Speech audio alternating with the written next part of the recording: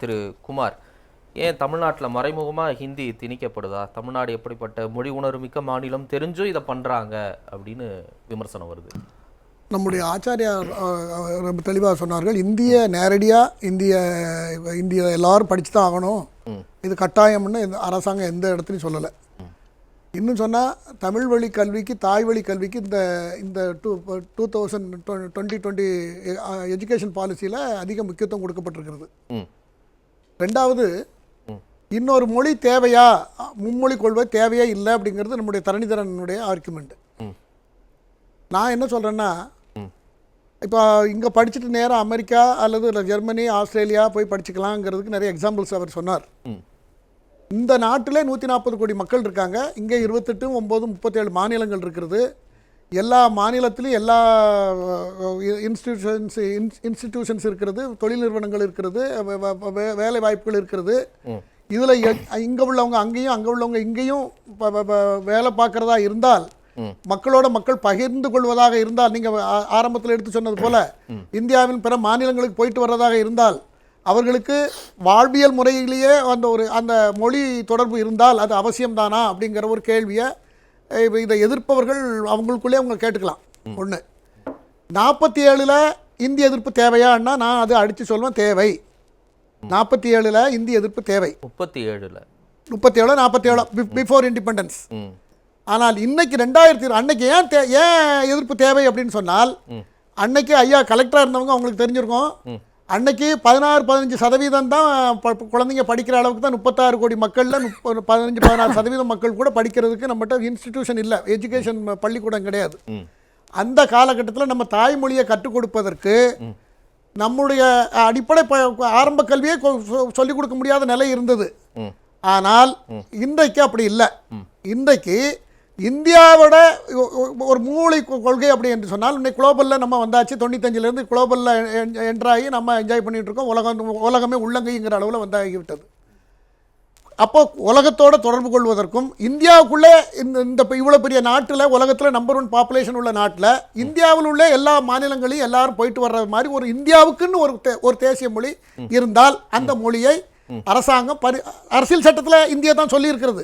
இல்ல சொல்ல என்ன சொல்லி இருக்கிறது, தேசிய மொழின்னு எதுவும் சொல்லி இந்திய தேசிய மொழின்னு சொல்லல. இந்திய மொழியாக இல்ல. 343 இருந்து 348 வரைக்கும் நீங்க படிச்சேன்னா, இந்திய 15 வருஷத்துக்கு இந்திய 15 வருஷத்துக்குள்ள இந்திய தேசிய மொழியா கொண்டு வரணும்னு இருக்கு, ஆட்சி மொழியா கொண்டு வரணும்னு இருக்கிறது. அதே சமயத்தில் அது வரைக்கும் இங்கிலீஷை லிங்க் லாங்குவேஜா எடுத்துக்கணும்னு இருக்கிறது. 348A டியில் என்ன சொல்றதுன்னா, இந்தியா எப்படி இன்செர்ட் பண்ணணுங்கிறதையும் சொல்லி இருக்கிறது. அதுக்குன்னே ஒரு ஆக்ட் இருக்கு. அப்புறம் அந்த மொழியில ஏதாவது குறைபாடுகள் இருந்தா மற்ற இந்திய மொழிகள்ல இருக்கிற சில வார்த்தைகளை அதோட சேர்த்து அந்த மொழியை வளப்படுத்தி அதை கொண்டு வரணும். இந்தியாவுக்குன்னு ஒரு மொழி வேண்டும். நாம காலனி ஆதிக்கத்தில் இருந்தோம், வெளிநாட்டு மொழியை தான் நம்ம இப்போ ஃபாலோ பண்ணிக்கிட்டு இருக்கோம். நமக்குன்னு ஒரு மொழி வேணும், இந்தியாவுக்குன்னு ஒரு பிரத்யேகமான ஒரு மொழி வேணுங்கிறத அந்த காலத்தில் அல்லாடி கிருஷ்ணசாமி ஐயர்லேருந்து அன்னைக்கு இருந்த பாரிஸ்டர் படித்த, சட்டம் படித்த அத்தனை தலைவர்களும் இந்த விஷயத்துக்காக பல நாட்கள் வாதாடி பேசி விவாதித்து இந்த மாதிரி சட்ட சரத்துக்களை சேர்த்திருக்காங்க. அந்த சட்ட சரத்து இன்னை வரைக்கும் அது அமல்ல தான் இருக்கு. அதுக்கப்புறம் 65 போராட்டம் நடந்து, அதுக்கப்புறம் லால் பகதூர் சாஸ்திரி உறுதிமொழி கொடுத்து அவங்க கவர்மெண்ட்ல தமிழ்நாட்டை சேர்ந்தவங்களே ராஜினாமா பண்ணதெல்லாம் தமிழ்நாட்டுக்கு மட்டும்தான் தமிழ்நாடு இன்னைக்கு நல்லா தானே இருக்கு. அவர்களுடைய போராட்டம் நான்சென்ஸ் போராட்டம், அதை தொடர்ந்து நான்சென்ஸ் போராட்டம் ஒன்று நடந்தது. என்ன நான்சென்ஸ் போராட்டம்? நான்சென்ஸ் போராட்டம்ங்கிறது சாருக்கு தெரிஞ்சிருக்கும். அண்ணா அங்க பேசிக் கொண்டிருந்த பொழுது இதுக்கு இந்த மாதிரி இந்த தேசியத்துக்கும் இந்த மாநிலத்துக்கும் ஒரு வித்தியாசமான ஒரு முறையில் பேச்சுவார்த்தைகள் இருந்ததுனால நேரு அவர்கள் நான்சென்ஸ் பயன்படுத்திட்டார். அதுக்காக பெரிய போராட்டம் நடந்தது. நான்சென்ஸ் போராட்டம் ஒன்று அந்த காலத்தில் நடந்தது. சரி, அதனால இப்படியெல்லாம் போராட்டம், திராவிட நாடு இதெல்லாம் வந்தது இல்ல. இன்னைக்கு இருமொழி கொள்கை தானே தமிழ்நாடு நல்லா இருக்கா இல்லையா சார்? நல்லா இருக்கா இல்லையா? எல்லாமே பாசிட்டிவா நம்ம யோசிக்கணும் சார். நல்லா இருக்கா இல்லையா? நல்லா இல்லன்னு நான் சொல்லவே இல்லை. அப்புறம் நல்லா இல்ல நல்லா இல்லன்னு நான் சொல்லல சார். இல்ல, நீங்களே சொல்றீங்க 95ன்னு சொல்றீங்க. நீங்க மன்மோகன் சிங் காலத்திற்கு பிறகு, அந்த 90களுக்கு பிறகு குளோபலைசேஷன்ல இன்னைக்கு எல்லாருமே உள்ளங்கை நெல்லிக்கனியா எல்லாமே கிடைக்குது, எல்லாமே உலகமே ஒரு கிராமமா சுருங்கிருச்சுன்னா அப்ப ஆங்கிலம் தானே தேவைப்படணும். எதுக்கு நான் இன்னொரு ஒரு இந்தியோ இல்ல மற்ற மொழியோ இந்திய மொழியை தெரிஞ்சுக்கிறதுல என்ன லாபம் இருக்க போகுது? பாலக்காடு, அவருக்கு கேரளால பிறந்தாரு. அவருக்கு வந்து இப்போ கேரளாவில் 35-40% பேருக்கு எல்லாத்துக்கும் ஹிந்தி தெரியும். திருப்பதி போனீங்கன்னா எல்லாரும் ஹிந்தியில் பேசலாம். எந்த மாநிலத்தில் நீங்கள் இந்தியாவில் போனாலும் அப்புறம் ஹிந்தி, உருது, பெங்காலி எல்லாமே ஒண்ணுக்கு ஒன்று இன்டர் கனெக்டட் இருக்கு. போய் கத்துக்கிறீங்க இல்லை, நீங்க அதை லேசா பாக்குறீங்க, மேலோட்டமா போறவங்க கத்துக்க வேண்டியதானே. போறவங்க கத்துக்கிறதுங்கிறது இல்ல சார், போறவங்க கத்துக்கிறது தெரிஞ்சா ரொம்ப சௌரியம்ங்கிறது ஒரு வார்த்தை சொல்லுங்க. நான் அங்கதான் போறேன்ற முடிவை நீங்க எடுக்கிறீங்க. இல்ல நீங்க அங்கதான் போகணுங்கிறது இல்ல. இப்போ இங்க வந்து மதுரையில யாரோ ஒருத்தர் இந்த மும்மொழி கொள்கையை படிச்சு ஹிந்தி படிச்சுட்டு உத்தரப்பிரதேசம், பீகார் தான் போவாருன்ற முன்முடிவு நீங்க யாருக்கு இங்க அப்படி ஒண்ணு நீங்க இதைத்தான் எடுக்கணும், இந்த மொழி இந்த ஊருக்கு தான் நீங்க போயாகணும், வெளிநாடுல நீங்க போக கூடாது. ஒண்ணு இல்ல, இது தனிப்பட்ட கேள்விதான், தவறாம எடுத்துக்க வேண்டாம். நீங்க அடிக்கடி உங்க பர்சனல் விஷயமா நீங்க வந்து யூஎஸ் போறீங்க, கனடா போறீங்க, அங்கதானே போய் நீங்க செட்டில் ஆகுறீங்க, உங்களுடைய வாரிசுகள்லாம் அங்கதானே போய் செட்டில் ஆகுறாங்க. ஏன் மற்ற இடங்களுக்கு போக முடியல? தமிழ்நாட்டில இருந்து எப்படி அங்க நீங்க போறீங்க? எப்படி போக முடியுது உங்களால? அவங்க ஆங்கிலம் படிச்சிருந்தாங்க, அப்புறம் ஆங்கிலம் படிச்சிருந்தாங்க, அதுவும் தகவல் தொழில்நுட்பம், ஐடி, கம்ப்யூட்டர் சயின்ஸ் இது போல துறைகளை அவங்க எடுத்து படிச்சுட்டாங்க. படிச்சதுனால அவங்களுக்கு இங்க வேலை பார்த்தாங்க. இதே இதுல அவங்களுக்கு இதை விட வெளிநாட்டுகள்ல ஸ்கோப் அதிகமா இருக்கிறது. அப்புறம் என்ன, நல்லா தானே இருக்காங்க, நல்லா தானே இருக்காங்க. நீங்க நல்லா இருக்கிறீங்க, உங்க குடும்பம் நல்லா இருக்கு, எனக்கு மகிழ்ச்சி தான், நல்லா இருக்கிறீங்க, சந்தோஷம் தான். அப்புறம் ஏன் மற்றவர்களை வந்து நீங்க இதை படிச்சா தான் நல்லா இருக்க முடியும், திருப்பதியில போய் பேசுறது கஷ்டமா இருக்கு, பாலக்காட்டுல போய் பேசுறது கஷ்டமா இருக்குன்னு சொல்றீங்க? கல்வி என்பது தனிப்பட்ட உரிமை. எல்லாருக்கும் எல்லா வாய்ப்பும் கிடைச்சிடும். எல்லாரும் படிச்சவங்க எல்லாரும் வெளிநாட்டுல போய் வேலை பார்த்து வெளிநாட்டுல போய் பெரிய சௌரியமா அது வாய்ப்பு எல்லாத்துக்கும் 1-2 பேர் கிடைச்சதுங்கிறதுக்காக எல்லாரும் கிடைச்சிட்டு நம்ம அதை கம்பேர் பண்றதுங்கிறது எவ்வளவு சரின்னு எனக்கு தெரியல. நான் என்ன சொல்ல வரேன்னா, அதாவது கல்வி என்பது தனிப்பட்ட உரிமை, தனி மனிதனுடைய உரிமை. தனி மனிதன் நான் என் குழந்தைங்க எனக்கு இந்த நாட்டுக்கு தாய்மொழி எனக்கு உறுதியா வேணும், அதுல எந்த டிஸ்டர்பன்ஸ் இருக்கக்கூடாது. எஜுகேஷன் சிஸ்டத்துல அது முழுசா என்னை ஊக்குவிக்கணும்னு நான் எதிர்பார்ப்பேன். என் நாட்டுக்குள்ள நான் எனக்கு ஒரு தேசிய உணர்வு இருக்குமானால் என் நாட்டுக்குள்ள நான் எங்க வேணும், எங்களுக்கோ மற்றவர்களுக்கோ தேசிய உணர்வு இருக்கணும்னு நான் எதிர்பார்க்கிறேன். எனக்கு இருக்கணும்னு எதிர்பார்க்கல. இல்லன்னு எப்படி முடிவு பண்றீங்க? என்ன கம்பேர் என்னதான் நான் கம்பேர் இல்ல, உங்களை விட எனக்கு தேசிய உணர்வு அதிகமாவே இருக்கு. என்ன வார்த்தை எக்ஸாம்பிளுக்காக சொல்றேன் சார், நான் உங்களை நான் அப்படி சொல்ல முடியாது. இப்ப எதுதான் பேசுறாரு ஆர்கே, அவருக்கு தேசிய உணர்வு இல்லாம போயிடுமா? நான் எல்லாருக்கும் இருக்கணும்ங்கறேன். இல்ல கிருஷ்ணதாஸ் காந்தி எது பேசினா, இல்ல சேலம் தரிசனம் பேசினா தேசிய உணர்வு இல்லாம போயிடுமா? எந்த மாற்று கருத்து யாருக்கு இருக்க கூடாது. அப்புறம் என்ன? இல்ல எனக்கு அப்படி இப்ப பேசும்போது எல்லாத்தையும் பேசணுமே தவிர, இந்த நாட்டுக்குள்ளே இன்னொரு மாநிலத்துல மத்திய பிரதேசத்திலயோ அல்லது உத்தரப்பிரதேசத்திலேயோ போய் எனக்கு ஒரு வேலை பார்த்தா சௌரியம்னு யாராவது ஒரு வார்த்தை கூட சொன்னது இல்ல. அந்த அது உள்ளே வரல, அந்த ஃப்ரேமுக்குள்ளே வரல. ஏங்க அங்க போய் வேலை பார்க்கணும்? அங்க இருந்து எல்லாரும் இங்க வர்றாங்கல்ல.